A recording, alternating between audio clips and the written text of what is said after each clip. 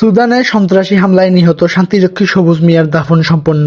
রবিবার ২১ ডিসেম্বর ঢাকা সেনানিবাসের কেন্দ্রীয় মসজিদে রাষ্ট্রীয় মর্যাদায় জানাজা শেষে বিকেলে সেনাবাহিনীর তত্ত্বাবধানে হেলিকপ্টার যোগে তার মরদেহ গাইবান্ধার হেলিপ্যাডে পৌঁছায়। পরে রাষ্ট্রীয় মর্যাদা ও সেনাবাহিনীর গার্ড অব অনার শেষে নিজ গ্রাম মহদীপুর ইউনিয়নের আমলাগাছি ছোট ভগবানপুর পারিবারিক কবরস্থানে পিতার কবরের পাশে তাকে দাফন করা হয়।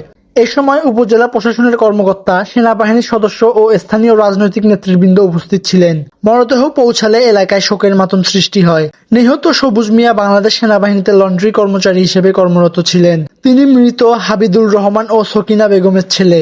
গত নভেম্বর মাসে তিনি সুদানের জাতিসংঘ শান্তিরক্ষা মিশনে যোগ দেন। উল্লেখ্য, গত ১৩ ডিসেম্বর সুদানের আবে এলাকায় জাতিসংঘ মিশনের একটি ঘাঁটিতে বিচ্ছিন্নতাবাদী সশস্ত্র গোষ্ঠীর ড্রোন হামলায় ঘটনাস্থলে সবুজ মিয়া সহ ৬ বাংলাদেশি শান্তিরক্ষী নিহত হন।